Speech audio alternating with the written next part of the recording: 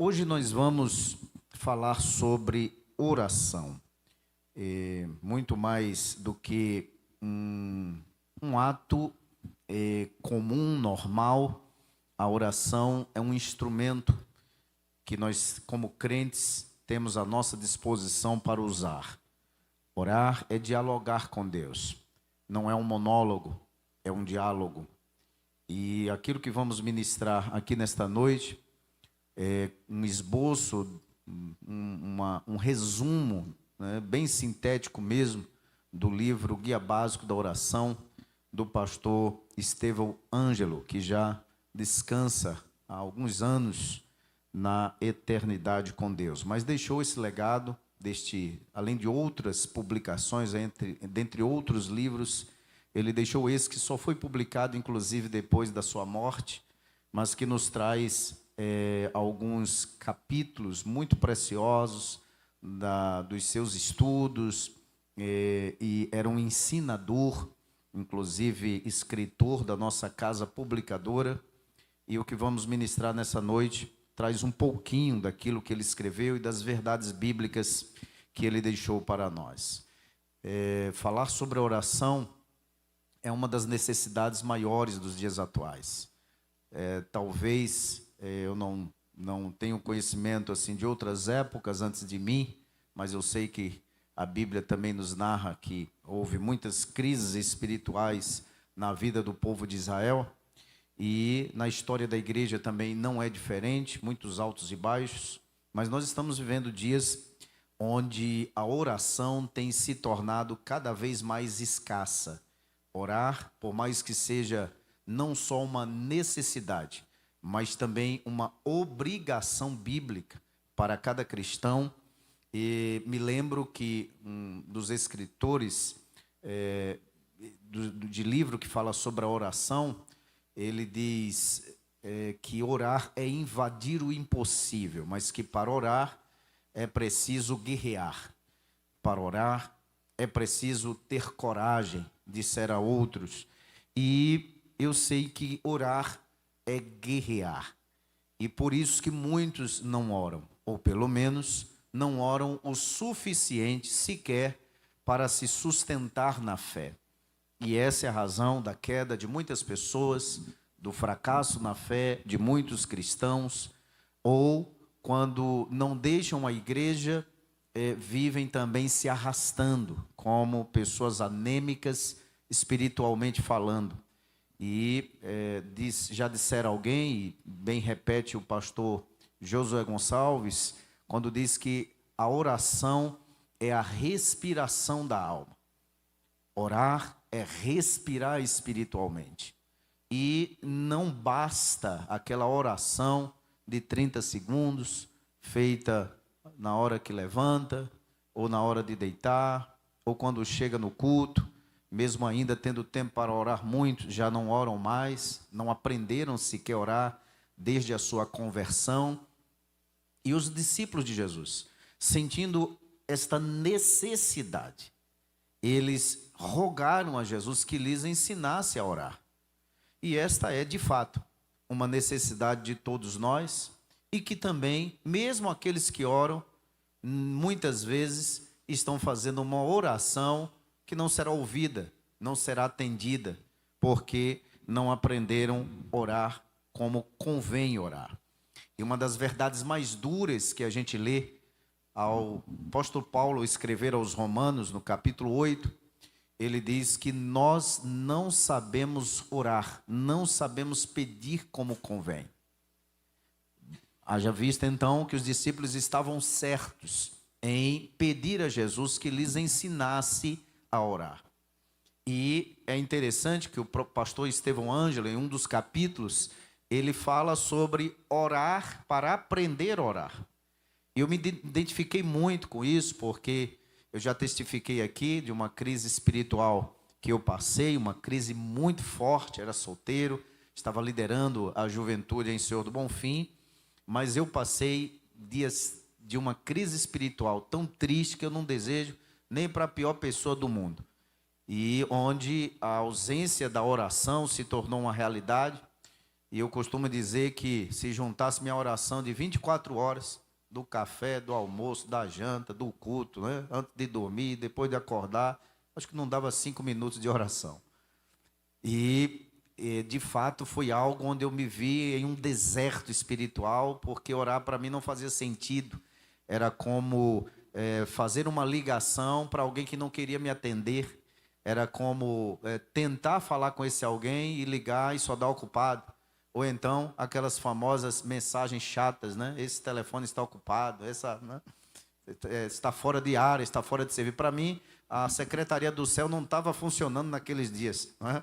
Claro que eu estou aqui usando uma metáfora para falar de como eu me sentia naqueles dias, como eu me senti. Foi um deserto realmente muito difícil mesmo, porque mesmo me esforçando para orar, não vinha palavras, não fluía a oração, e foi uma experiência realmente muito triste, até que eu decidi fazer uma campanha de oração e de tirar 30 minutos. Não tive coragem de firmar diante de Deus um compromisso de orar 1 hora por dia.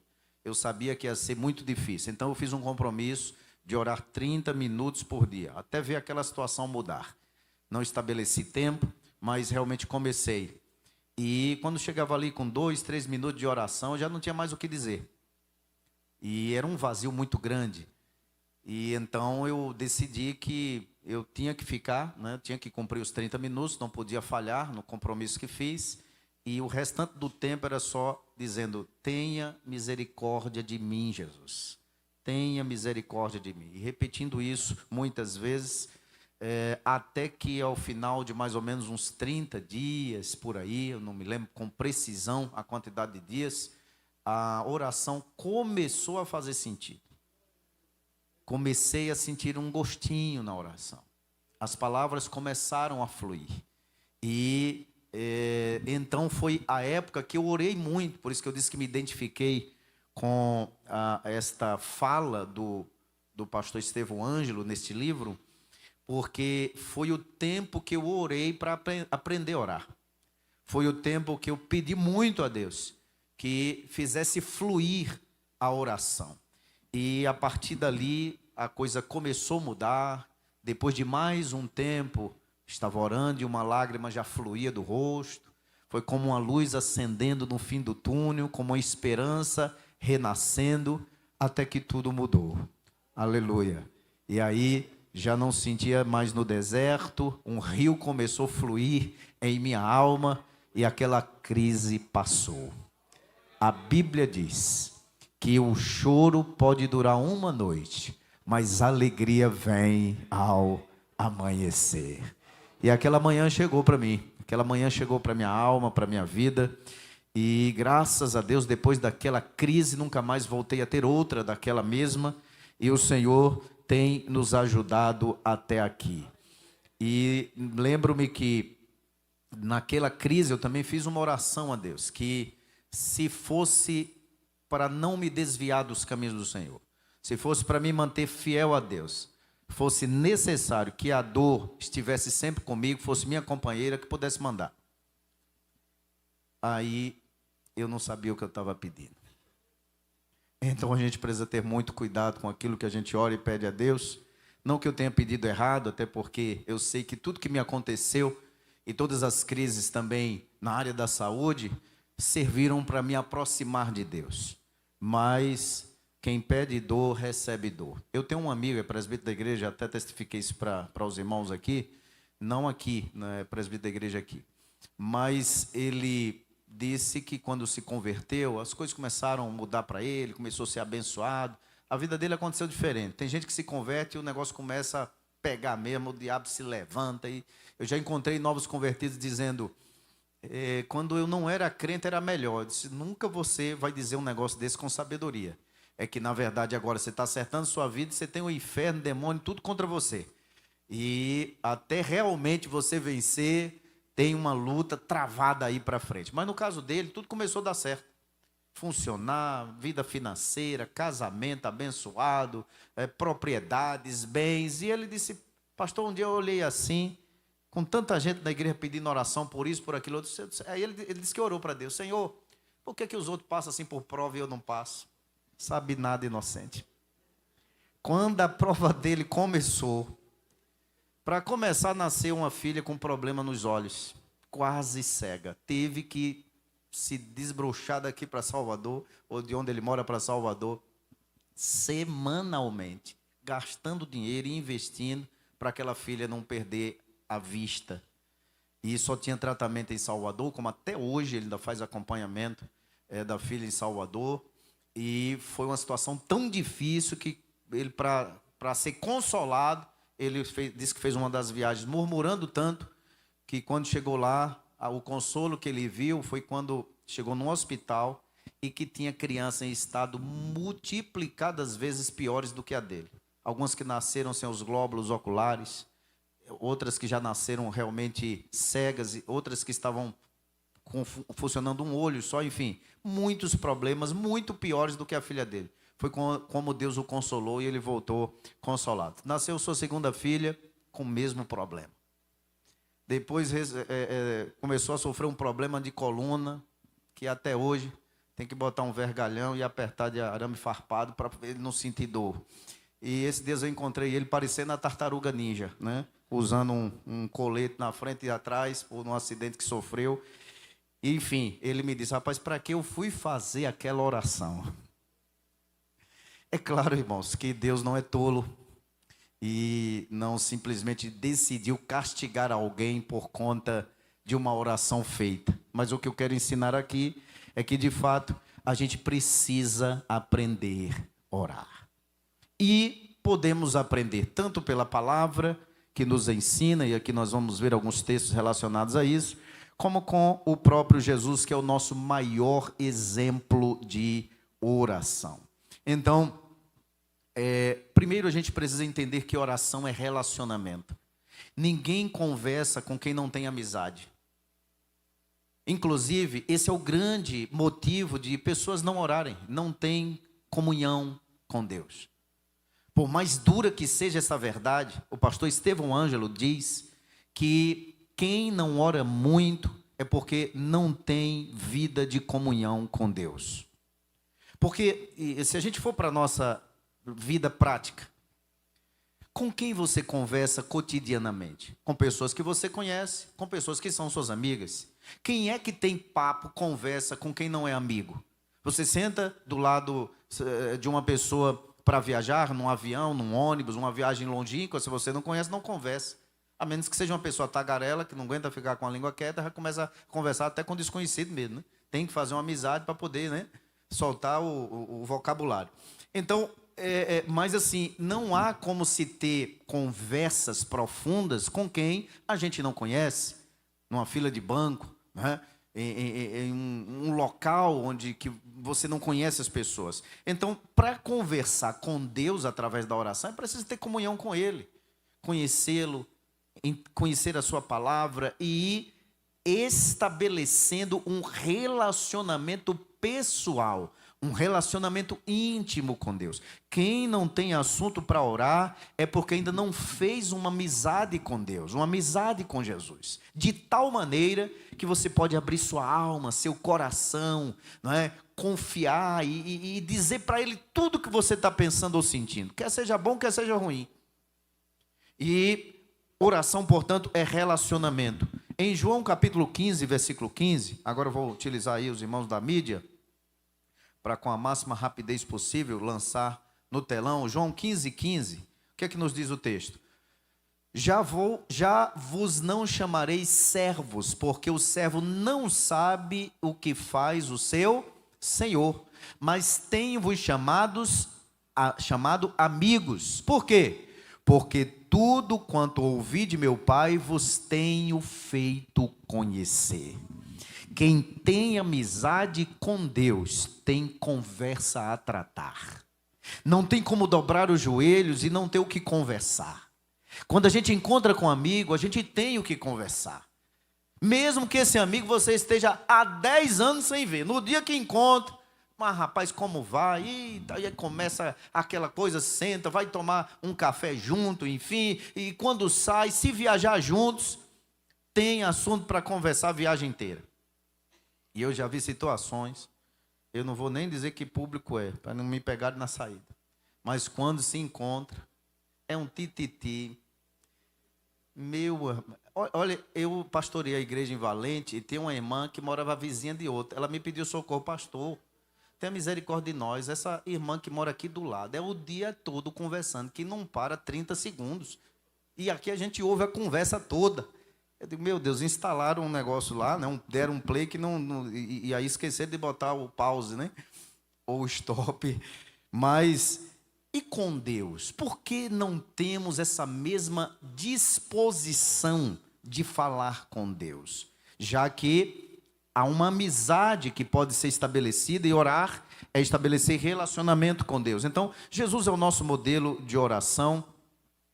Quando vamos para Marcos 1,35 e vamos ver como Jesus orava. Nós vimos aqui no capítulo 6 de Mateus que o Senhor Jesus, ele ensina seus discípulos a orarem e ele dá aqui algumas dicas importantes sobre a oração. Vamos primeiro para Marcos 1,35.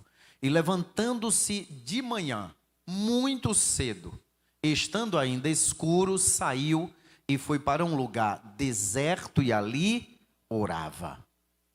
Jesus é o nosso modelo de oração, modelo perfeito de oração.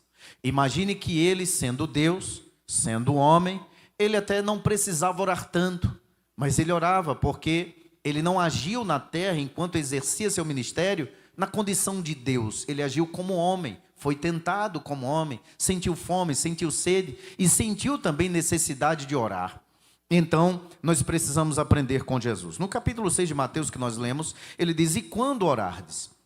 E quando orares? Não seja como os hipócritas, pois se comprazem em orar em pé nas sinagogas e às esquinas das ruas, para serem vistos pelos homens. Então, tem gente que gosta de orar para aparecer.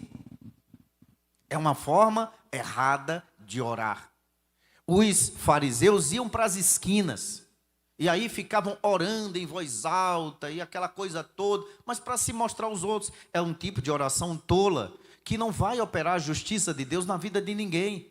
E o próprio texto bíblico diz que aquele fariseu, ou os fariseus, eles eram apenas meramente religiosos.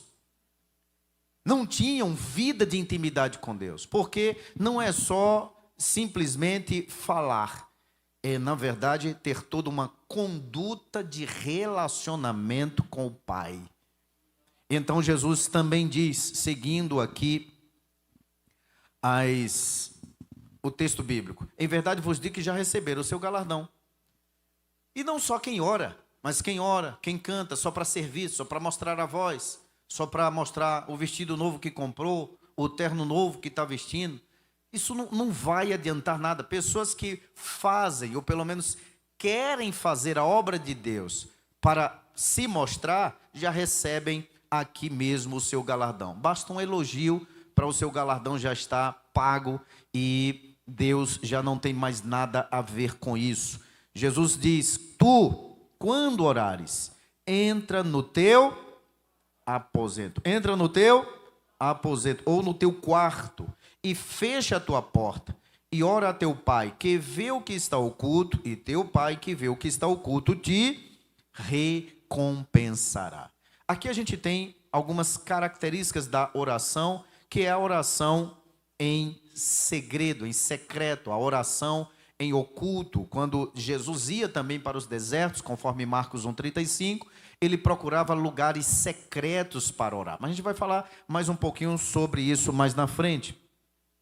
Também ele diz no versículo 7, e orando não useis de vãs repetições, como os gentios que pensam que por muito falarem serão ouvidos. Outra característica da oração é não ser repetitivo. A oração, ela deve ser sim frequente, ela deve ser persistente, mas existe uma diferença entre persistir na oração e ser repetitivo. Por exemplo, uma reza é uma espécie de oração repetitiva, que não tem valor para Deus, porque não importa se alguém vai rezar um terço para repetir aquilo, 12, 15, 20, 30, 50 vezes, não é pelas vãs repetições que Deus atende uma pessoa. Até porque, se uma pessoa meramente recita e repete ali uma composição de palavras, ela está sendo um robô.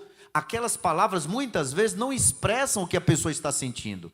E essa é uma das grandes diferenças entre a reza e a oração. Porque a oração ela precisa ser espontânea, ela precisa partir de dentro de mim, da minha alma, e conversar com Deus aquilo que eu estou sentindo, a altura da minha fé, a altura do meu relacionamento com Deus. Já a reza foi alguém que compôs ali um conteúdo de palavras e alguém vai repetir aquilo. E de repente, aquelas palavras não fazem sentido nenhum para o estado de vida, para o nível de fé, para a condição que aquela pessoa está falando. Então, vãs repetições de nada adianta diante de Deus. É o que Jesus está ensinando aqui. Não useis de vãs repetições como os gentios. Também, no versículo de número 8, ele diz: não vos assemelheis, pois, a eles, porque o vosso Pai sabe o que vos é necessário antes de vós lhe pedides. E aqui alguém poderia dizer: então a gente não precisa orar. Se Deus já sabe o que eu preciso antes mesmo de eu orar pedindo, não preciso orar. Lé do engano. Porque, como disse, oração é relacionamento. Imagine se você vai continuar amigo de alguém com quem você não fala, mesmo podendo falar, mesmo tendo condição de falar todo dia, e você ignorar essa pessoa. Não tem amizade que se sustente desta forma. Da mesma maneira, o nosso relacionamento com Deus, não há como se sustentar sem conversarmos com Ele, sem desenvolvermos a intimidade com o Senhor através da oração. Mas Deus sabe, e é por isso que nós precisamos, Ele quer que nós falemos com Ele, digamos a Ele, mesmo Ele sabendo. Por quê? Porque Deus quer relacionamento. Se você sair daqui com este primeiro item, que orar é se relacionar com Deus, já a sua vida de oração vai melhorar muito. Aleluia, aleluia. Então, meus queridos e amados irmãos, existem na Bíblia algumas bases para oração, e nós estamos tratando já de alguma delas aqui na oração feita por Jesus. E quais outras bases nós vemos nesse texto e em alguns outros para estabelecer uma vida eficaz de oração? Bom, perfeito reajustamento das relações com Deus. O pastor Estevão Ângelo, ele fala disso. Quando reajustamos a nossa relação com Deus, isso é uma das bases da oração. O que quer dizer isso, pastor? Que Deus não ouve quem não lhe obedece. Jesus foi muito claro com os discípulos: vocês serão meus amigos se fizerdes o que eu vos mando. Não adianta a pessoa estar desobedecendo a Deus, a sua palavra, e depois ir para a oração, achando que 5 minutos de oração, 3 minutos de oração vai resolver tudo, sendo que ela não tem relacionamento com Deus, vive uma vida de desobediência ao Senhor. Então, Deus não ouve, não atende a desobedientes. Vamos para Provérbios 28, 9. Provérbios 28, verso 9.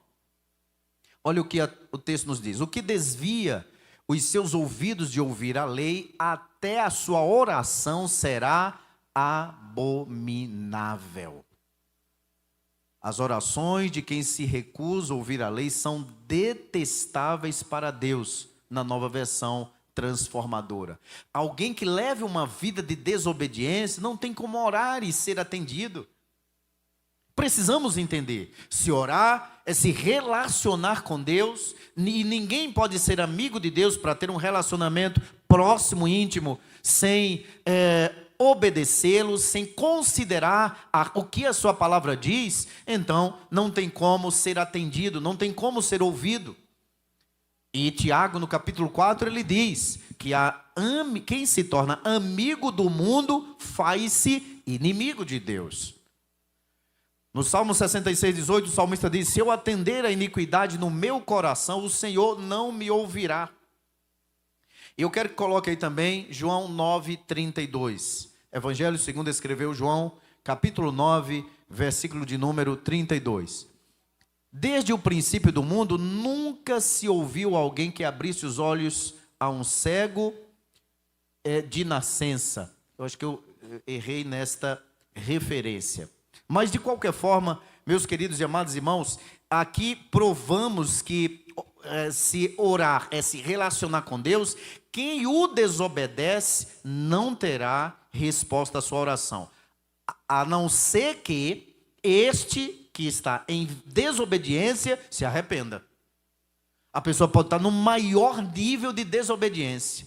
Se ele entra pela porta da oração, se arrependendo e dizendo: Senhor, eu quero mudar, transforme a minha vida, transforme a minha alma. Aí ele vai ter sim um Deus no céu, aleluia, que vai ouvir a sua oração e vai lhe ajudar a mudar de vida, a mudar de condição e ter com Deus relacionamento. Também orar para ser atendido, a oração eficaz tem como base a oração em concordância com Deus.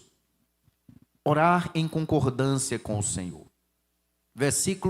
Vamos para o texto de Isaías 65, 24.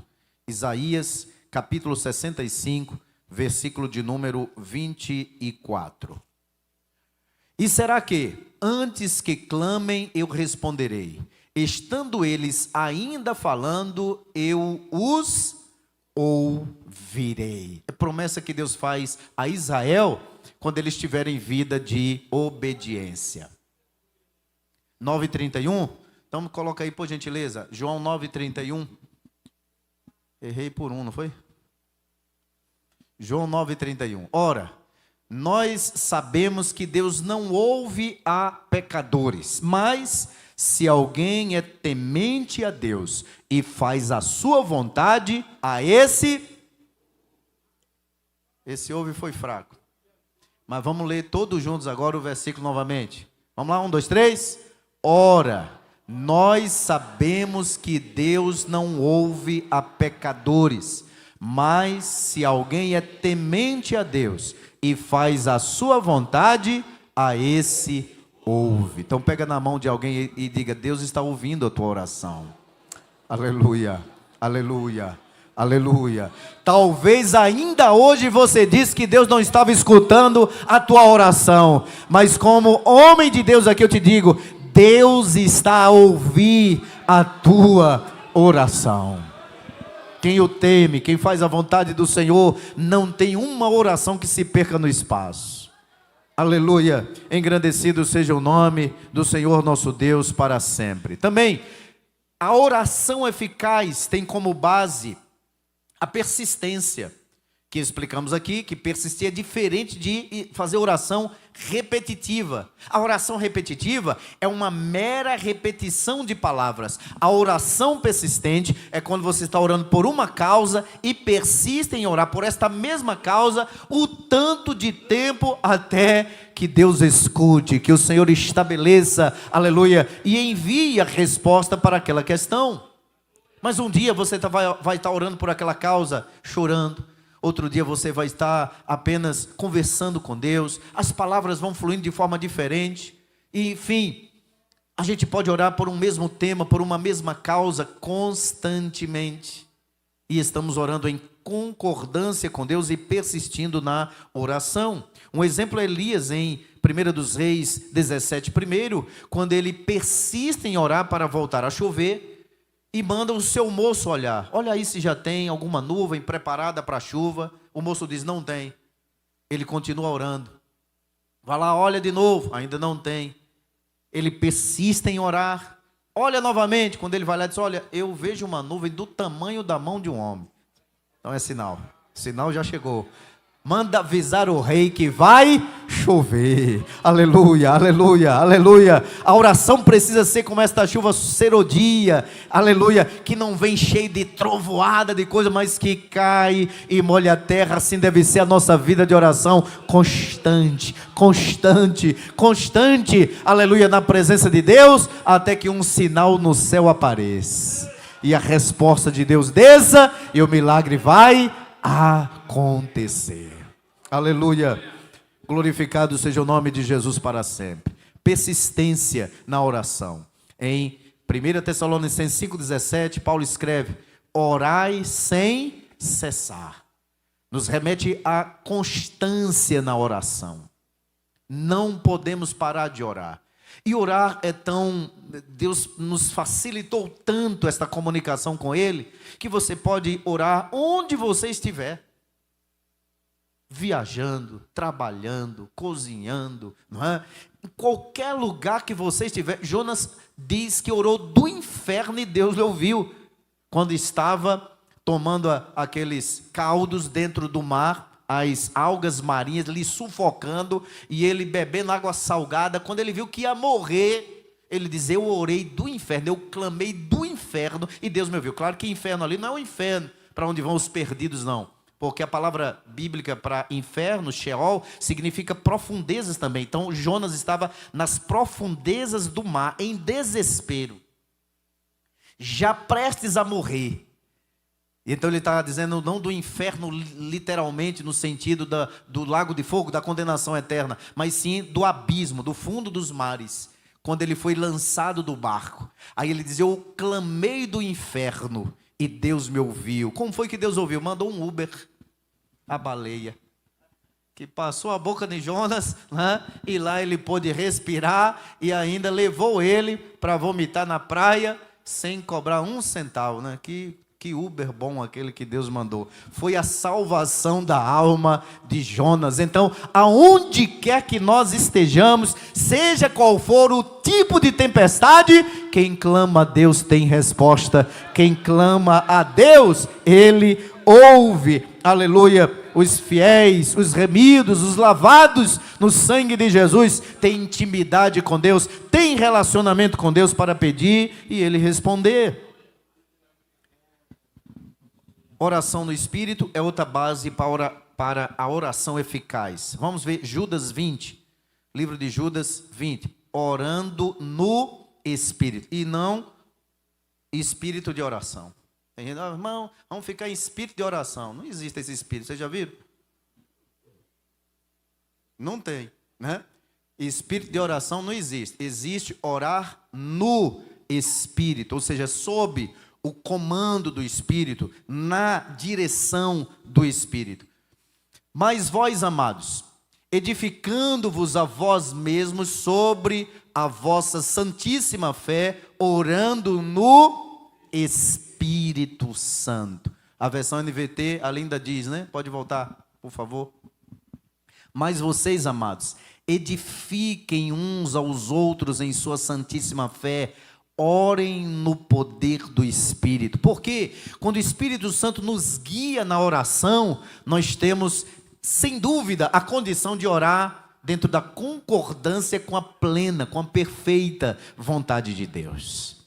E aí, Paulo também se utiliza desta sabedoria para orientar em Romanos, dizendo que nós não sabemos orar como convém, mas o Espírito intercede por nós com gemidos inexprimíveis. Romanos 8, 26. Esse é o papel do Espírito Santo quando oramos. Ele intercede por nós. Ele traduz diante de Deus o nosso querer, quando nós não sabemos pedir, quando nós não sabemos expressar em palavras aquilo que estamos sentindo, Ele entra em ação. E da mesma maneira também o Espírito com letra maiúscula, Espírito Santo, ajuda as nossas fraquezas, porque não sabemos o que havemos de pedir como convém, mas o Espírito intercede por nós com gemidos inexprimíveis. Às vezes você balbucia, como Ana estava debruçada em oração no chão, palavras não vêm à mente, dá aquele nó na garganta,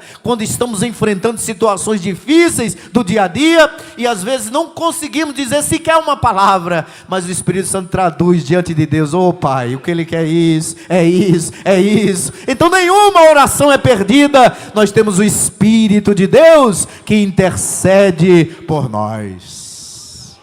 Aleluia, aleluia. Eu não sei quantos dos presentes já experimentaram, né? Longas horas de oração. Lembro-me quando eu transplantei a primeira vez. E eu fiquei muito tempo em maca e tal. Acho que eu já estava ali com uns 20, 25 dias. E quando eu estava mais ou menos com uns 10 dias depois de transplantado, aí eu já estava podendo me movimentar, já saía, já não estava mais na UTI. Ele disse, hoje eu vou orar de joelho. Vou botar meu joelho, tomara que não entre nenhuma técnica aqui e tal. Fechei a porta e comecei a orar. Mas eu estava com tanta sede, que eu acho que eu comecei ali, que elas comumente encerram as atividades às 11 horas, às 23 horas. E aí eu deixei elas terminarem, entrei na oração, fui terminar umas 4 horas da manhã. Pense numa oração boa, né? Eu comecei a orar com medo, né? De dar algum trem no rim e tal. Não é possível, novinho assim, eu perder, né? Mas Deus não vai deixar, não. Eu não vi o tempo passar. Porque quando a gente mergulha em uma vida de oração, e a oração tem um gosto tão alto para a alma da gente, aleluia, são momentos de delícias na presença do Senhor. E isso é tão importante, irmão, tão importante, que a construção é a base do nosso relacionamento com Deus. É a palavra e a oração, a palavra que nos guia, a palavra que nos orienta à vida de obediência, e a oração que gera intimidade no crente com Deus. E aí, quando estava chegando mais ou menos umas 4 horas da manhã, eu vim empurrar a porta, levantei num salto. Não é possível, Jesus, o Senhor não botou o anjo na porta, não. Mas quando olhei no relógio, já estava realmente um horário muito avançado. E eu saí agradecendo a Deus por aquilo. Então, cultivar uma vida de oração é muito importante.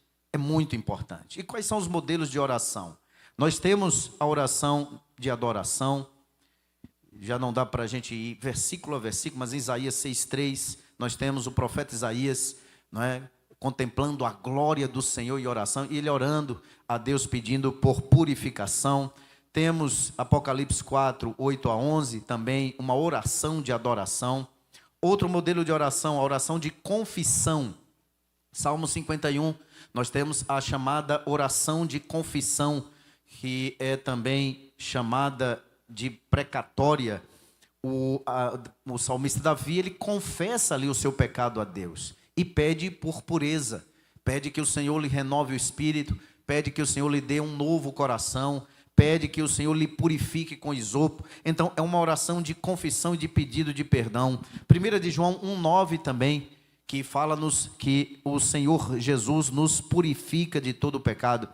A oração de petição, Filipenses 4,6, nesse modelo de oração, o apóstolo Paulo fala, não andeis ansiosos por coisa alguma, antes todos os vossos sentimentos, todas as vossas necessidades sejam apresentadas em oração a Deus com a ação de graças. E ele continua ensinando este modelo de oração de petição. O grande problema é quando transformamos a oração, que pode ser das mais diversas formas, em um petitório só. Tem gente que começa pedindo, continua pedindo, e para encerrar, pede de novo, não agradece. Nós temos oração de gratidão, nós temos a oração de intercessão. É aquela oração que nós não fazemos por nós mesmos, nós nos esquecemos de nós mesmos e oramos pelo outro como se estivéssemos em lugar do outro. Tem alguém sofrendo? Qual é a dor que essa pessoa está sentindo? E aí a gente se coloca no lugar do outro para orar por ele, como se fosse nós que tivéssemos perdido alguma coisa, ou alguém, ou desempregado, ou passando uma crise financeira, ou no leito de dor. E aí a gente ora pela pessoa na condição de estar no lugar dela. Esta é a oração intercessória. Está em 1 Timóteo 2,1, também Efésios 6,18. E, por fim, a oração de ação de graças, 1 Tessalonicenses 5,18. Em tudo dai graças, essa é a vontade de Deus para convosco. E Colossenses 3,17. São modelos de oração. Então, procure rechear o tempo que você vai passar com Deus em oração, seguindo esse modelo de Jesus. Seguindo momentos de gratidão, momentos de glorificar o nome do Senhor, momentos de apresentar sim os seus pedidos a Deus, mas momentos também de lembrar que não é só você que precisa, tem muitas pessoas que estão precisando muito mais do que eu ou você, e pelas quais nós precisamos orar. E aí Paulo orienta também a Timóteo a orar pelas autoridades, a orar pelos reis, a orar pelos pastores, pelos sacerdotes, a orar pelas outras pessoas, pelas autoridades constituídas, políticas, né, jurídicas. temos muitos motivos para orar. E na oração do Pai Nosso, veja que Jesus ensina aos seus discípulos uma oração muito inteligente. E quando a gente estuda esta oração versículo a versículo, você vai ver aqui no versículo de número 9, portanto vós orareis assim: Pai nosso que estás nos céus, santificado seja o teu nome. O que é que Jesus está ordenando os discípulos fazerem? Santificarem o nome do Senhor através das suas vidas, das suas ações. Tem gente que, por sua conduta ou má conduta, termina profanando o nome do Senhor, sendo um mau exemplo, termina sendo um escândalo para o nome do Senhor e para a igreja do Senhor. Mas quando nós agimos como precisamos agir, segundo a palavra, estamos santificando o nome do Senhor. Toda vida de obediência, de piedade, ao ponto de alguém olhar para você e glorificar o nome do Senhor, está santificando o nome do Senhor na sua vida, no seu coração e, portanto, sendo um testemunho, um exemplo para outros. Também ele ora dizendo, no versículo de número 10, venha o teu reino, seja feita a tua vontade, assim na terra como no céu. Aqui é uma oração de vinda do reino e também de cumprimento da vontade do Senhor. Inclusive, Max Lucado, em um dos seus livros, ele aborda que tem gente que só vem a mim, ao reino de Deus nada. Seja feita a vontade de Deus nada. Jesus nos ensina isso quando ele ora: Pai, se possível, passa de mim esse cálice, mas que não seja feita a minha vontade, e sim a tua vontade. Nós precisamos nos lembrar na oração, que não é a minha vontade, nem a sua vontade que deve prevalecer, mas sim a vontade de Deus. Isso é humildade. Isso está na oração em humildade. E Deus ama os humildes. Ele abate os exaltados, mas Ele dá graça aos humildes. Reconhecer que não é o que eu quero, simplesmente da forma que eu quero, na hora que eu quero, do jeito que eu quero que as coisas têm que ser, mas que Deus tem tempo e modo para fazer todas as coisas. E a gente precisa reconhecer essa soberania de Deus na oração. Então, o reino de Deus é que seja feita a vontade dEle, que seja estabelecido o reino dEle, o cumprimento de tudo aquilo que está nas Escrituras Sagradas. Ele continua: o pão nosso de cada dia dá-nos hoje, suprimento das nossas necessidades. Podemos sim, na oração, como Jesus ensinou, orarmos a Deus como Pai, entendendo que Ele conhece as nossas necessidades e vai nos atender. Podemos já santificar ao Senhor em nossas vidas, através da nossa conduta direita, correta, suplicar a vinda do reino de Deus, o estabelecimento do reino de Deus e também da sua vontade, mas podemos agora apresentar as nossas necessidades, o pão nosso de cada dia. Isso significa suprimento. Deus se importa em suprir as nossas necessidades. Aleluia. E quem pede, Ele dá. Ele chega a nos desafiar dizendo: se vós, sendo maus, sabeis dar boas dádivas aos vossos filhos, quanto mais o vosso Pai Celestial não vos dará o Espírito a todos quanto lhe pedirem? Pegue na mão de alguém, olhe para ele no profundo dos olhos e diga: Deus vai te responder. Seja qual for a sua necessidade, é profético de Deus para a tua alma, é profético de Deus para a tua vida aqui nessa noite. Deus vai te responder. Ele é o Deus que supre, aleluia. Ele é o Jeová Jirê, o Senhor da providência. A porta pode estar fechada, mas quando dobramos os joelhos em oração, Deus faz com que portas se abrem, e a porta que Ele abre, ninguém pode fechar. Toma posse desta palavra. Toma posse desta palavra. Tem resposta de Deus chegando para a tua alma. Tem resposta de Deus chegando para o seu coração. Aleluia. Nossas orações não são perdidas, não. Deus está a ouvir, aleluia, a voz da oração daquele que clama. Aleluia, aleluia, aleluia. Versículo 12: perdoa-nos as nossas dívidas, assim como nós perdoamos os nossos devedores. Não pode haver hipocrisia, como Jesus citou no versículo 5. E quando orares, não sejais como os hipócritas. Como é que eu digo para Deus: Senhor, me perdoa, como eu tenho perdoado a quem falhou comigo, e estou guardando mágoa no coração? Um dos maiores enganos, preste atenção nisso que eu vou dizer aqui. Um dos maiores enganos que tem tirado gente dos pés de Cristo é exatamente isso aqui. Pessoas que são feridas e não liberam perdão, apodrecem e caem como uma fruta podre da árvore da vida. Porque Jesus é esta árvore. Ele diz que Ele é a videira verdadeira. O Pai, Deus, é o lavrador. E nós, os frutos. Que precisamos gerar, nós somos os ramos, melhor dizendo, que precisamos gerar frutos. E aí alguém é ferido por quem quer que seja. Dentro da igreja, por um líder espiritual, por um pastor, que pastor tanto é ferido como fere também. E ao ser ferido por alguém, vai se entristecendo, guarda a mágoa no coração e depois vai esfriar na fé e vai cair da graça. Por quê? Porque não libera perdão. E quando você vai conversar com essas pessoas, sempre tem um culpado. Os revoltados sempre estão distantes de Deus. Eles estão bebendo cachaça, adulterando, deles até usando droga, se envolvendo em tudo que não presta, fazendo tudo quanto é coisa errada. Mas se você for conversar com ele, quem é o errado é quem está na igreja, que feriu ele, mas ele nunca liberou perdão.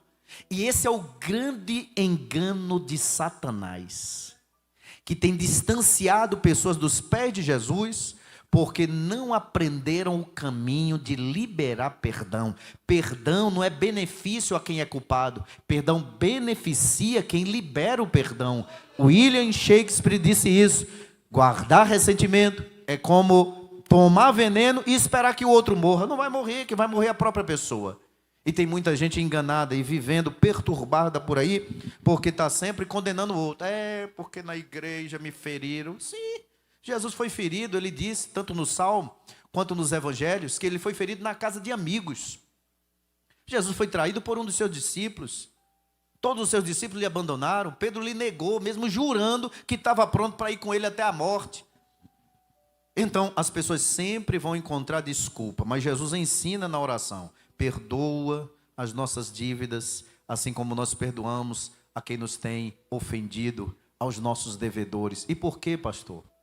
Por que essas pessoas terminam se afastando? Porque a partir do momento que alguém não libera o perdão com o seu irmão, ou para quem quer que seja, a mulher não libera o perdão para o marido não libera o perdão para a esposa não libera para o filho não libera para o pai, e vai na igreja um irmão que não libera o perdão para outro, o que é que acontece? A partir desse dia, ele também não tem seus pecados perdoados.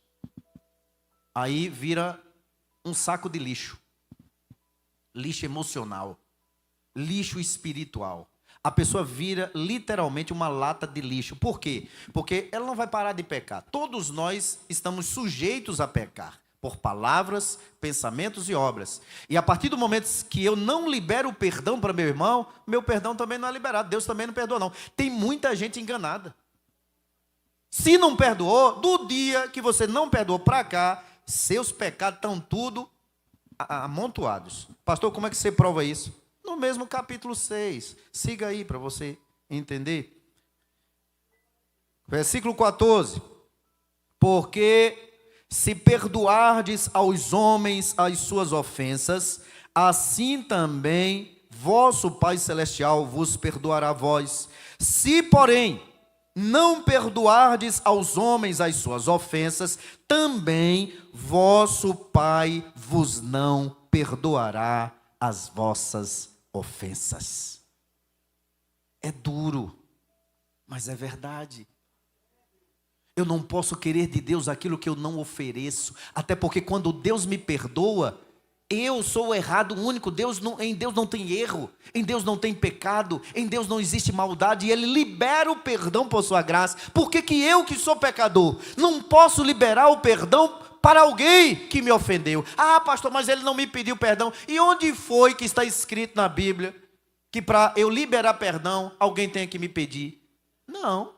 É a obrigação do ofensor pedir perdão. Mas se ele nunca pedir, até se morrer sem pedir perdão, é meu dever perdoar.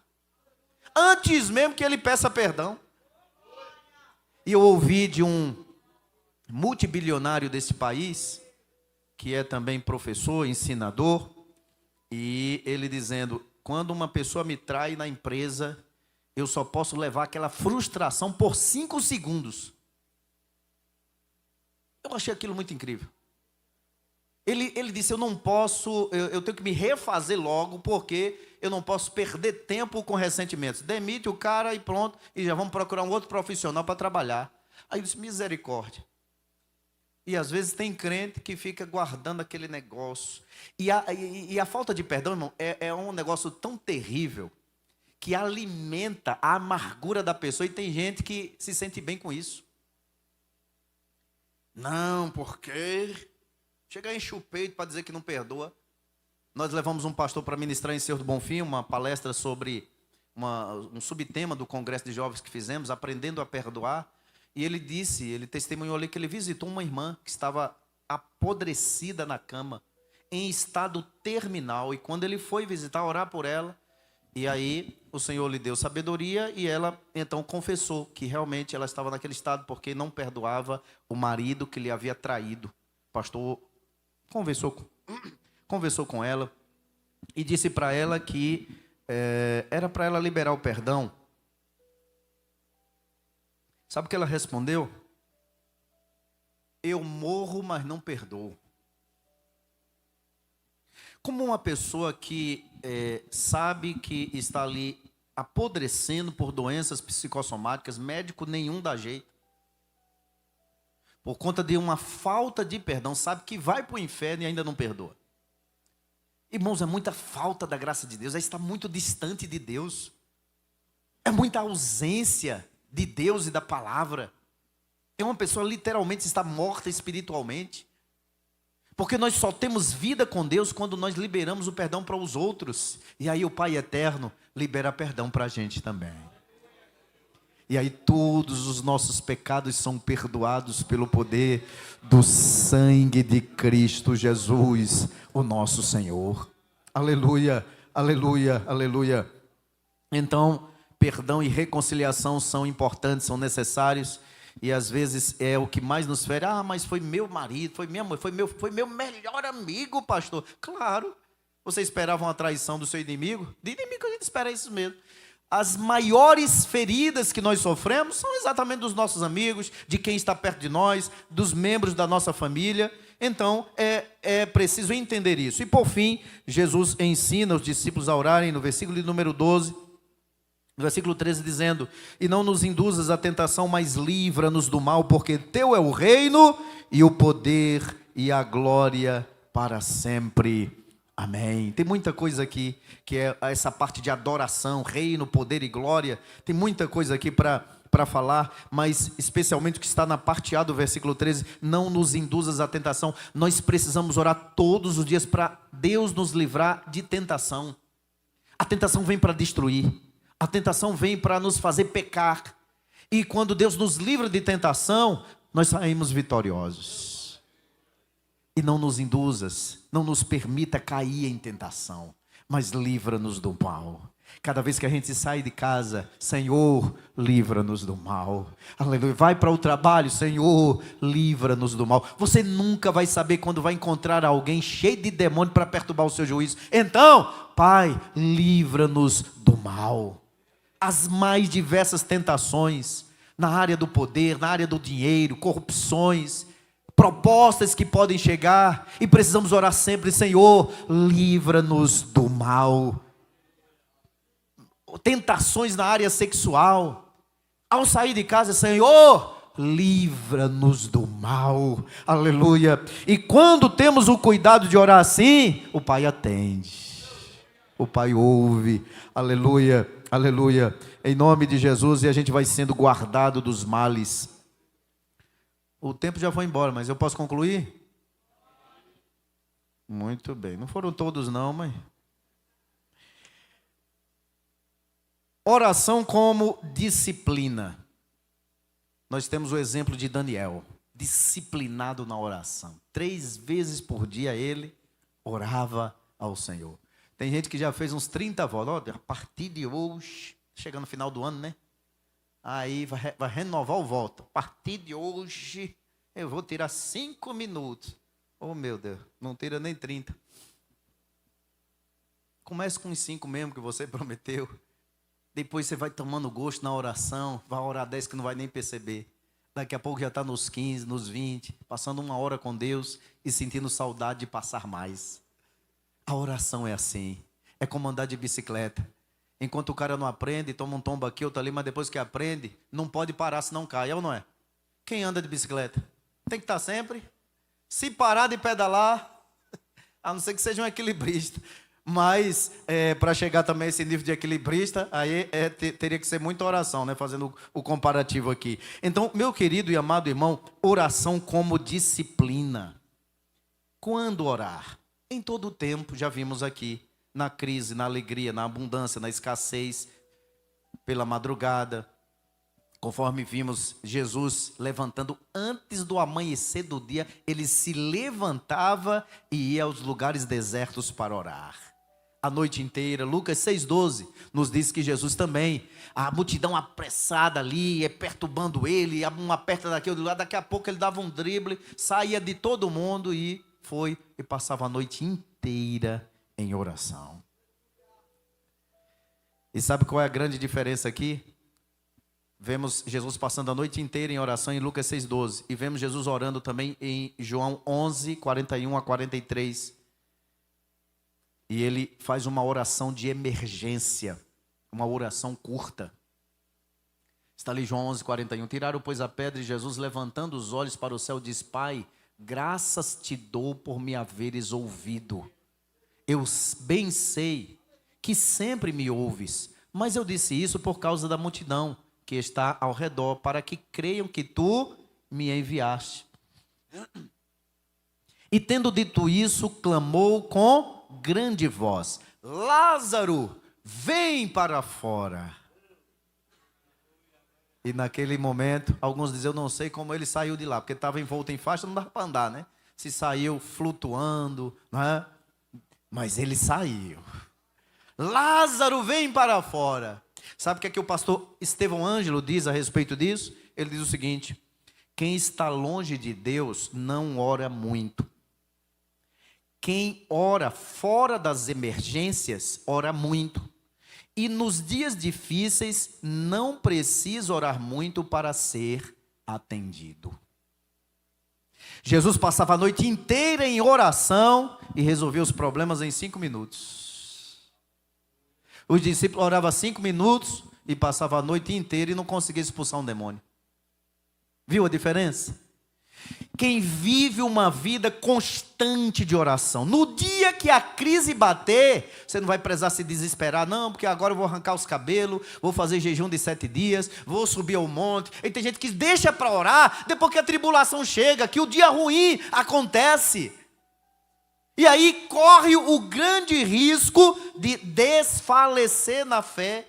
Ao contrário de quem está sempre mantendo uma vida de comunhão, de obediência a Deus, de oração. Aleluia, aleluia, aleluia. Quando chega o dia ruim, essa pessoa, você não vai ver um crente que ora, que tem intimidade com Deus, desesperado, batendo na porta de A, B ou C, procurando profecia encomendada. Não, por quê? Porque ele está sustentado pela graça. Aleluia. Ele está em comunhão com o Pai. Ele sabe, aleluia, que tem em depósito vida com Deus, vida de oração, aleluia. E quando chega e diz, Pai, o Pai diz, eu já sei, eu já providenciei, aleluia, a resposta já foi liberada. E aí o crente sai agradecendo a Deus, tributando louvor e honra ao nome do Senhor Jesus. Como orar? Com simplicidade. Não podemos ser hipócritas como os fariseus. Ó, Altíssimo, inerrante. Aí tem gente que, né, inventa tanto adjetivo para pura hipocrisia, né? Quando sai dali, dá as costas para Deus, só se lembra na próxima hipocrisia. Então, orar com simplicidade. Irmãos, nenhum de nós vai conseguir deixar Deus perplexo. Como esse filho ora? Não. Ninguém vai impressionar Deus pelas palavras bonitas da oração. A gente precisa acabar com isso, não é? Então, orar com simplicidade, expressando aquilo que de fato estamos sentindo. Orar com fé. Porque a oração sem fé é morta, assim como a fé sem as obras. Então, orar com humildade, reconhecendo que a soberania é dele, que ele é aquilo que a gente canta, mas na hora de viver é difícil. Se Deus fizer, ele é Deus. Se não fizer, ele é Deus. Aí, na hora que o pau está pegando mesmo na pessoa, se ele fizer, é Deus. Se ele não fizer, já fica bicudo. Não é? Rapaz, mas não estava cantando tão bonito. A humildade nos leva a reconhecer a soberania de Deus. Ele é. Se ele fizer, ele é. E se ele não fizer, ele continua sendo Deus. É dele a perfeita vontade e ele nos atende no tempo e na hora que ele quiser. Só não podemos esquecer que esse tempo e essa hora não é o nosso tempo, nem a nossa hora, mas é dele. Agora precisamos confiar que ele sempre chega em tempo oportuno. Tem gente pensando que Deus já atrasou, outros pensando que Deus adiantou. Não, ele chega na hora certa. Orar com humildade, orar com honestidade. Eu sempre defendo isso. Nunca chegue diante de Deus como um hipócrita. Senhor, olha, tu sabes o que eu tenho feito. Chega, muda a voz para orar, para falar com Deus, que conhece a pessoa por dentro e por fora. E aí, não tem pregador que muda a voz na hora de pregar, né?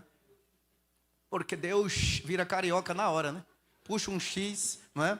E só na hora de pregar. Quando você vai conversar com o camarada, ele está normal, não é? Eu acredito que ele não está me ouvindo, mas tem um radialista lá em Senhor do Bonfim, que aí eu não vou dizer o nome dele aqui não, vocês podem conhecer, mas ele fazia um programa na Rainha FM, e a gente encontrava com ele, os camaradas jovens já diziam, olha pastor, na verdade na época eu não era pastor, olha como ele fala, rapaz, vamos conversar com ele. Aí depois, a uma certa altura, pergunta assim, e aí, a rádio?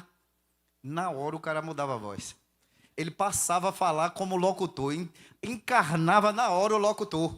E aí já mudava o tom de voz, o timbre de voz. E mesmo assim tem gente que na oração acha que vai impressionar Deus pelo belo tom de voz, pelas palavras bonitas. Não, irmão, sejamos sinceros e honestos.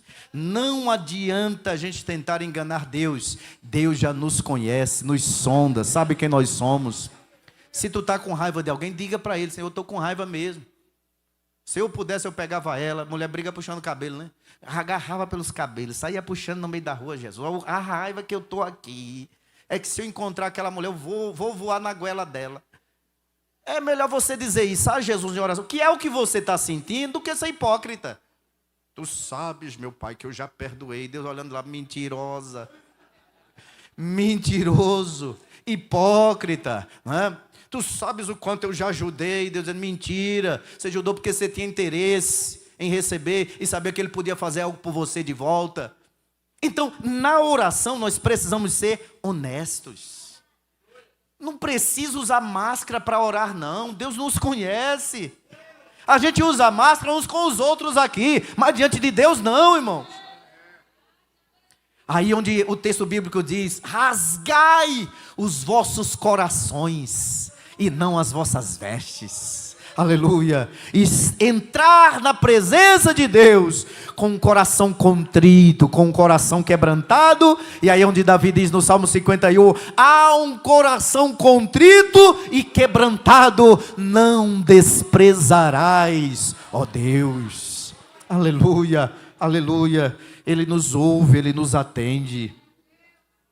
Orar com submissão à palavra. Se oramos segundo a vontade de Deus, ele nos ouve. Parece que está em 1 de João 5,17. Onde orar? No lugar secreto, já vimos. Entra no teu quarto, fecha a tua porta. Jesus ia aos lugares secretos. No discipulado a gente aprende que lugar secreto é fazer retiros de oração. Você tem um lugar onde você se retira, onde você se isola, onde você vai estar sozinho, só para falar com Deus.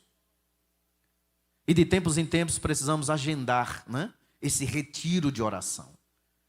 Orar em família, orar na igreja, enfim, organize sua vida de oração. Quais são as barreiras para a oração eficaz? Pecado não confessado, já vimos, né?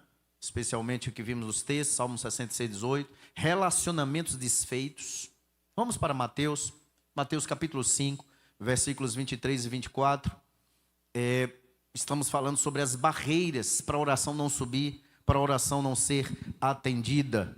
O que é que diz o texto? Diz assim: porque onde estiver o vosso... É isso mesmo, meu pai? Cadê? Mateus 5, eu estou no 6, 23 e 24. Portanto, se trouxeres a tua oferta ao altar, e ali te lembrares que teu irmão tem alguma coisa contra ti, deixa ali, diante do altar, a tua oferta, e vai-te reconciliar-te primeiro com teu irmão, depois vem e apresenta a tua oferta. Se Deus não aceita nem a oferta, não adianta quebrar o pau em casa. A Bíblia diz que marido que briga com a mulher, mulher que briga com o marido em casa, aí vem para a igreja: oh meu Deus, tu sabes que aquela trepeça que ele está me fazendo, e Deus diz: não estou nem aí para tu. Porque há um impedimento na oração quando o casal não está em comunhão. Quando a gente vem para a igreja e vai apresentar a oferta, tirou a oferta do bolso e vai apresentar e se lembra: ih, rapaz, eu disse uma palavra que eu não deveria ter dito ao irmão. O que é que o texto diz? Aqui, deixa a tua oferta no altar, que era o animal que estava sendo oferecido, dava um trabalho doido se fosse o altar. Mas hoje que é dinheiro, é o Pix, bota teu dinheiro novamente no bolso, vá se reconciliar com seu irmão, depois vem e oferte ao Senhor, porque a tua oferta será aceita depois de se reconciliar com seu irmão. Imagine o tanto de culto perdido. Quando alguém vem para orar, mas não é ouvido, não é atendido, e as pessoas não sabem por quê. Porque não se reconciliaram com quem estão em falta. E aí, de quando em quando, eu encontro um crente intrigado de outro. Olha, rapaz. Crente intrigado, tu já viu, não é? Não combina com a fé, não combina conosco, né? Então, isso é uma barreira à oração quando relacionamentos são desfeitos. Dúvida e incredulidade. Outra barreira para a oração eficaz, Tiago 1, 6 e 7. Frieza espiritual e rotina vazia também é barreira para a oração. E, por fim, oração errada. Pastor, e o que é oração errada? Vamos ver 3 exemplos. Primeiro, a oração do fariseu que nós vimos aqui. Uma oração carregada de orgulho e prepotência. Oh, Pai eterno, eu te dou graças porque não sou como esse publicano e pecador. Aí Deus olhando lá de cima, disse: aquele miserável, né, pecador que ele achava que era um nada, saiu justificado. Porque ele olhava para Deus, quer dizer, ele nem se ousava levantar a cabeça, mas de cabeça baixa, em humildade, ele dizia: Senhor, tenha misericórdia de mim, que sou um pobre pecador. Aí Jesus diz: o fariseu voltou com toda a bagagemzinha de pecado e de orgulho dele, mas o outro voltou justificado. Oração carregada de orgulho não é atendida. Carregada de prepotência, se achando o último biscoito do pacote, né? Tem gente que quer dar ordem até em Deus. Ó, Altíssimo, eu te coloco na parede, porque da tua palavra está escrito, e Deus olhando: ô bichinho de Jacó, basta um hálito para tu desaparecer, não é? Que outra oração errada? A de Maria, mãe dos apóstolos. O que foi que ela pediu a Jesus? Senhor, no teu reino, coloque um dos meus 2 filhos, um à tua direita, outro à tua esquerda. Olha, rapaz. Achava que os menininhos dela eram os mais importantes de papai, não é? E não sabia ela que estava pedindo para ser crucificado os 2, um à direita e outro à esquerda de Jesus. Era para ali que Jesus estava indo. Então, esse tipo de oração carregada de interesses pessoais também não é ouvida. É uma barreira à oração. E o apóstolo Tiago diz isso no capítulo 4. Pedis e nada tendes, porque pedis mal, pedis e não recebeis, porque pedis para gastardes nos vossos deleites, nos vossos interesses, orações egoístas. Não, irmão.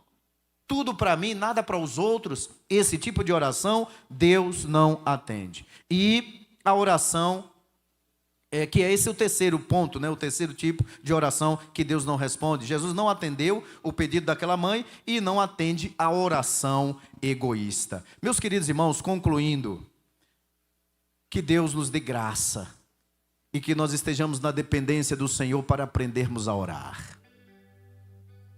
Não iria adiantar nada esse culto e toda essa explanação aqui, se sairmos daqui e não colocarmos a vida de oração em prática.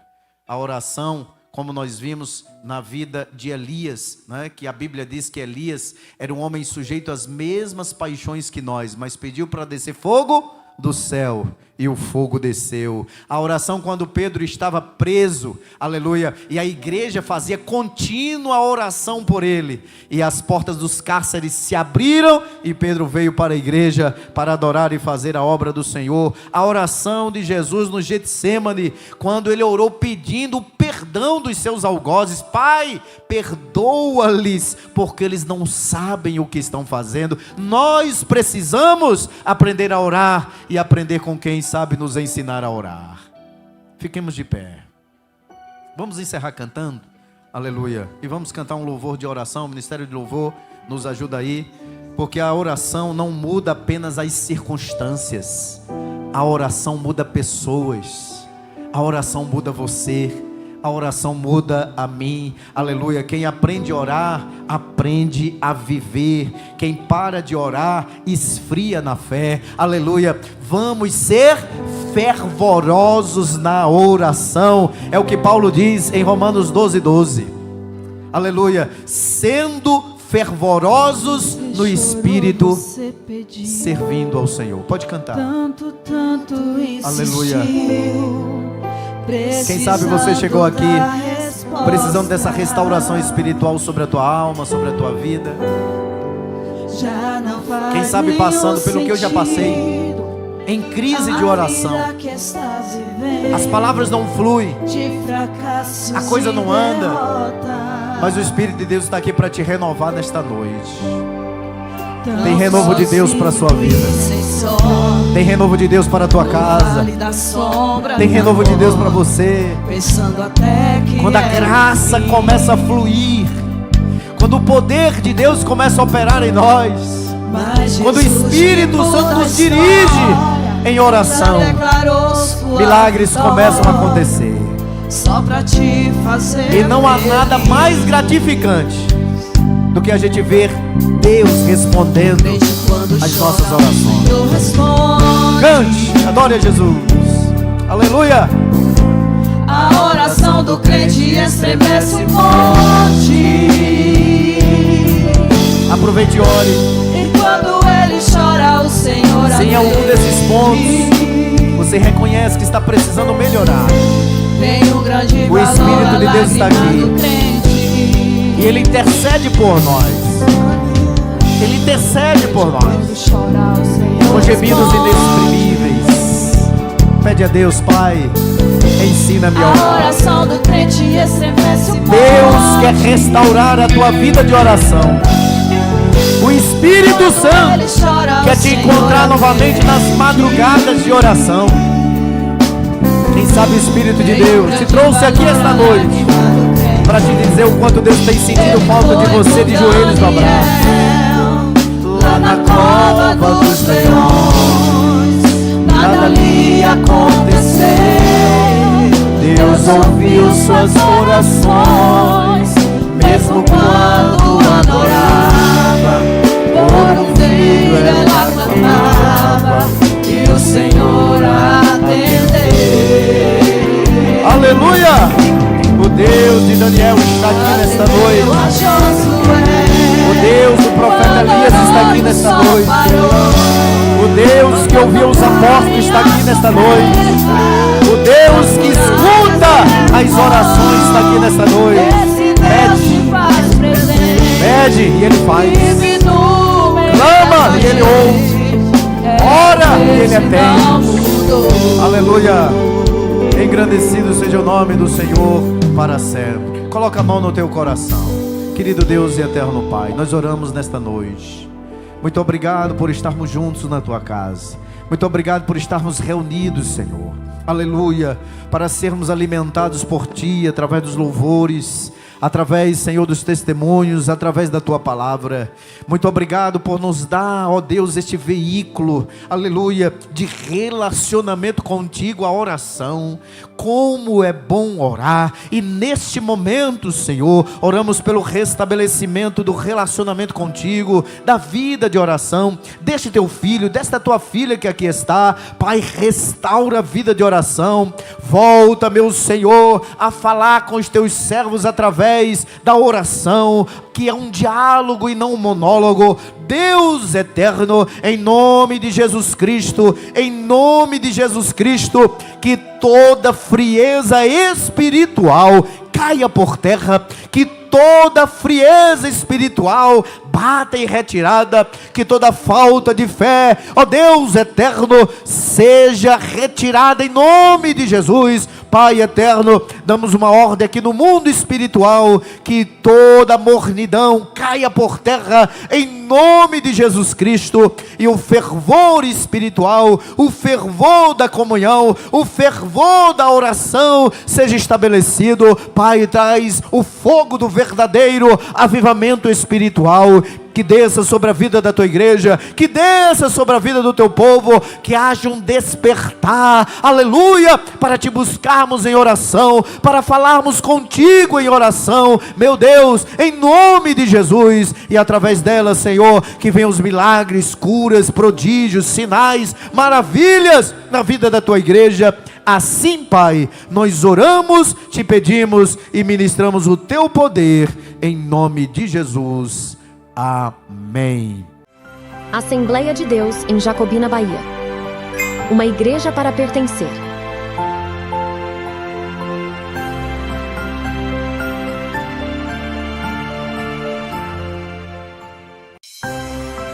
Assembleia de Deus em Jacobina, Bahia.